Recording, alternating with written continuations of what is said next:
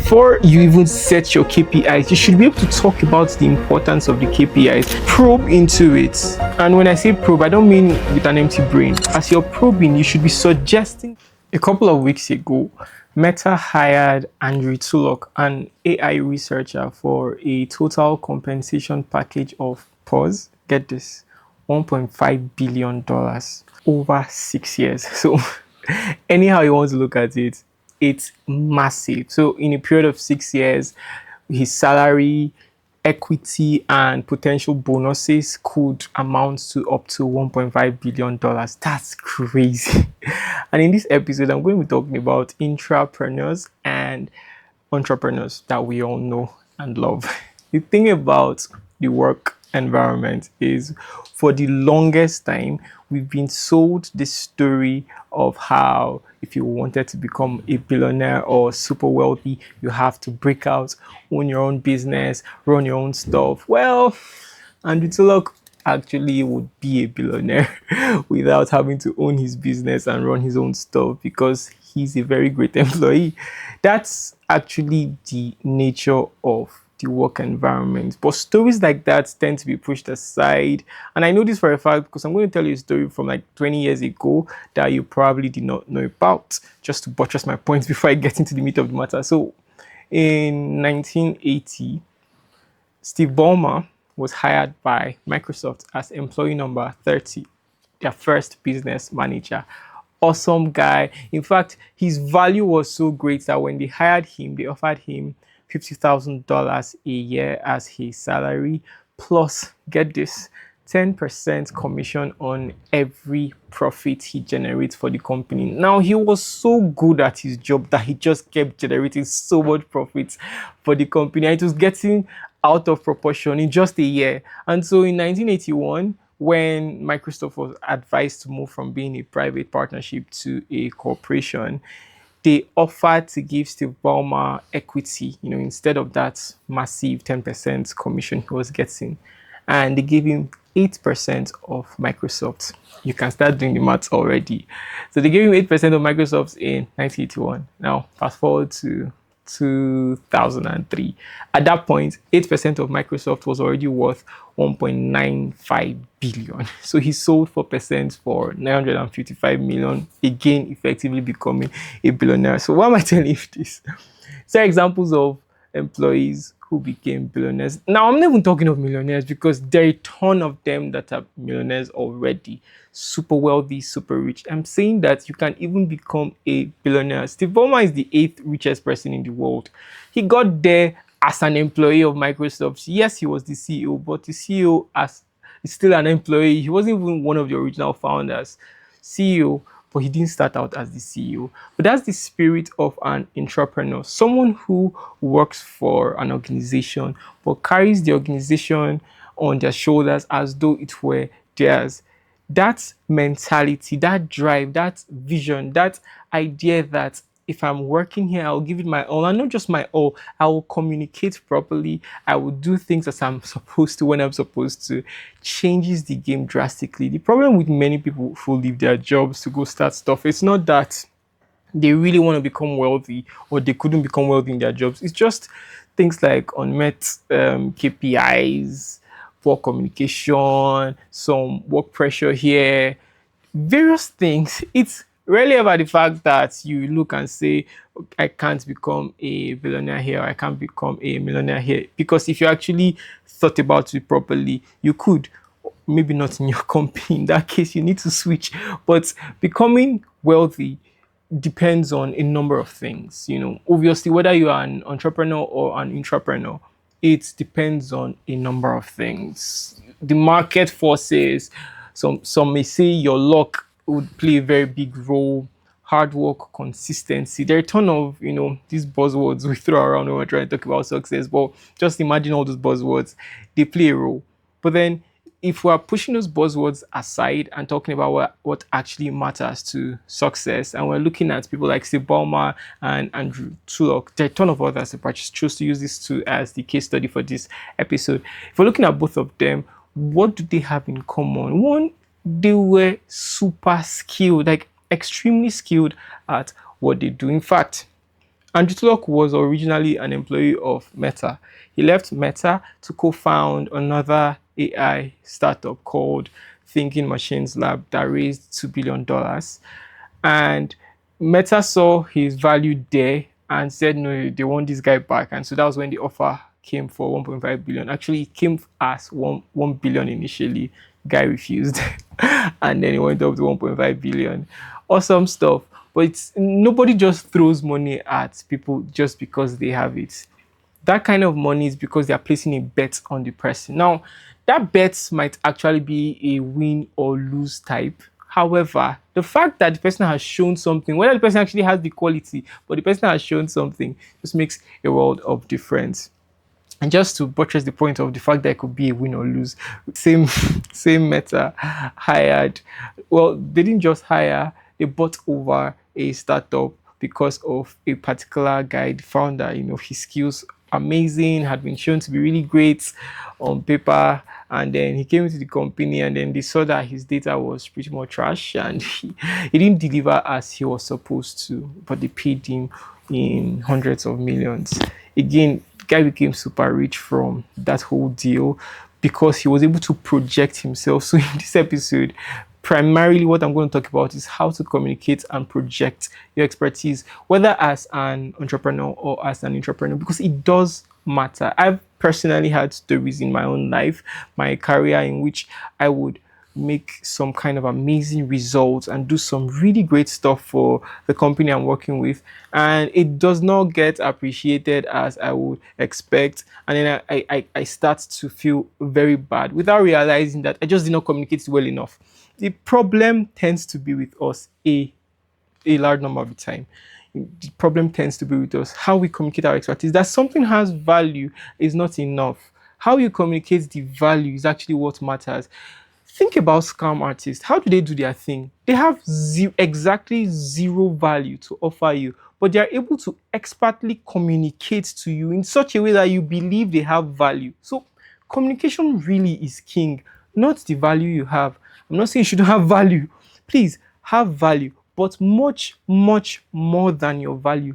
Learn to communicate your expertise. Learn to speak and use the right words and use the right diagrams, annotations, descriptions, designs, things that will project you and put you in the right light. In fact, sometimes it's better to not speak or to not go on an endeavor if you're not prepared than to just do it half prepared and then find something that just projects you in a bad light. So you may want to wait, even if you're afraid that waiting is going to cause you to lose maybe this peak period. Wait, it's better to wait and then find another peak period to project yourself than to go out there very unprepared and not be able to talk about things that you're supposed to do. Because, I mean, honestly, everywhere you see success is from people that have been able to project themselves. There's so many stories of scam artists doing things big. Recently, recently, Forbes, that made it to the Forbes 30 under 30 list was arrested for financial crimes. Sorry, this is very funny to me because the idea of Forbes 30 under 30 is that you're supposed to be scrutinized your how you made your wealth and stuff like that. So the fact that we get a lot of stories like this of people who were in Forbes 30 under 30 that kept making, doing some scams here and there, it's just crazy to me. But anyway, recently this happened, and when it happened, what we saw was that eventually the person sold data to JP Morgan that they actually didn't have, and all of that data was found out, and JP Morgan took it really seriously, and now the person is in jail. Really interesting stuff.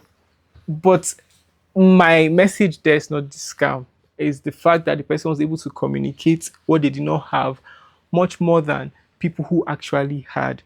Think about it for a moment, because there were people with legit value to offer JP Morgan. Why didn't JP Morgan go with those people? Simple, because this scam artist was a better communicator of value that they didn't even have.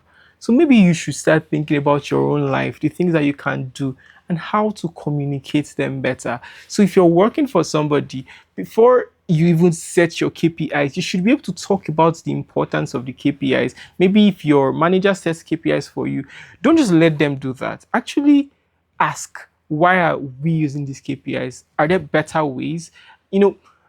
probe into it. And when I say probe, I don't mean with an empty brain. As you're probing, you should be suggesting better ways. You should be saying things like, I actually believe this is a more accurate measure of this, and this is why. Here is the data to prove it. Keep consistently showing things like that. And when I say this, you actually should present this thing properly, like full slide deck with awesome designs, giving good numbers as to why this should be what you're using to measure your performance. When you do things like that, it shows not just that you're proactive, but that you are a domain expert. You know your stuff and you know why you know your stuff. Consistently projecting yourself in this way, if you're working for somebody, sets you apart from the rest. And then when you make mistakes, you find out that all the times you've projected yourself properly has sort of given you insurance against days that there probably would be a mistake, because there always are some kind of pitfalls, whether the mistakes are made from your end or just the nature of your job causes you to, lag in a particular area temporarily. It happens. But you want to make sure that you've stored up so much goodwill based on the way you've projected yourself. I've used this word projected so many times. The way you project yourself is way more important than the value that you're actually offering. So you've projected yourself so well that when a mistake actually arises, people look at you and believe that, this isn't this person's usual behavior. This isn't how things happen. And so they gloss over it and they give you the benefit of the doubt more than other people. It's just insurance. That's life. And not just that, when you then do eventually deliver on your promises, it just makes everything way more beautiful.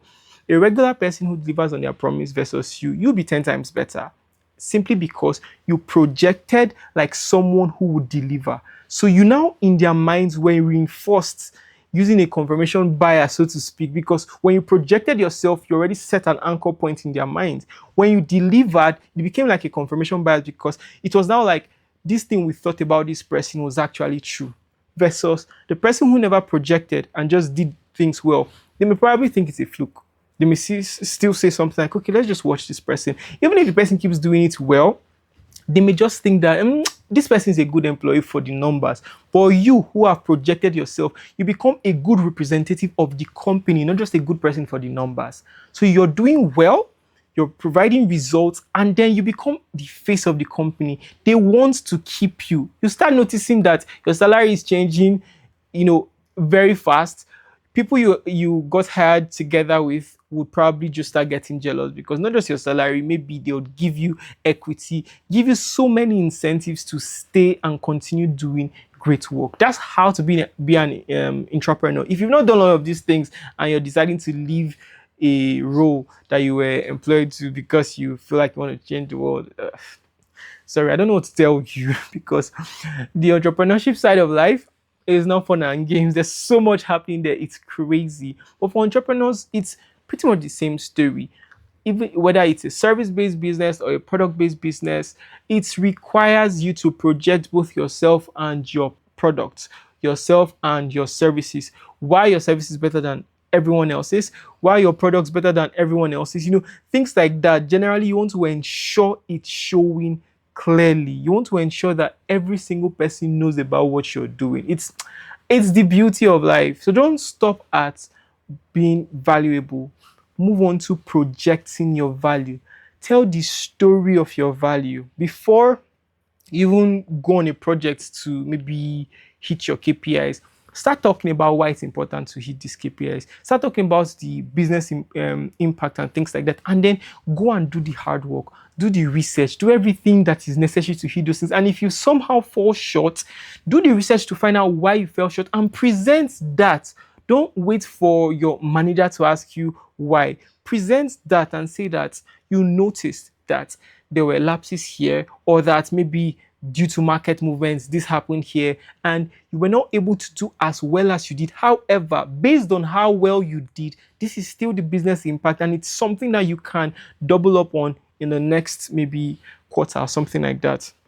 Projecting and presenting yourself this way makes a world of difference. And like I said, as an entrepreneur as well, same thing. So whichever side of the divide you find yourself, Projecting yourself is actually what will be the difference between you being a regular person and then you making money in millions and billions. Because I don't think anybody starts working with the ideology of just being very normal, very mediocre, very just there.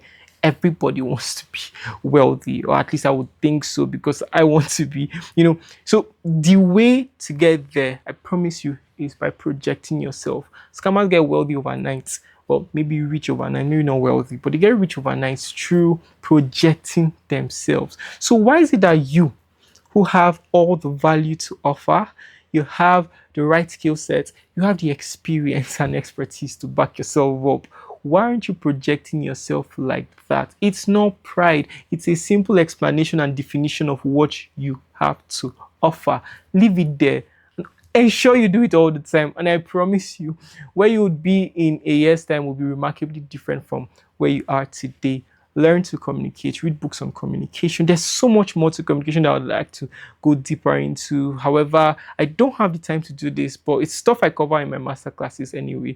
But it's something that everybody needs to own. Projection of your value. Thank you so much for your time. See you next time. Bye.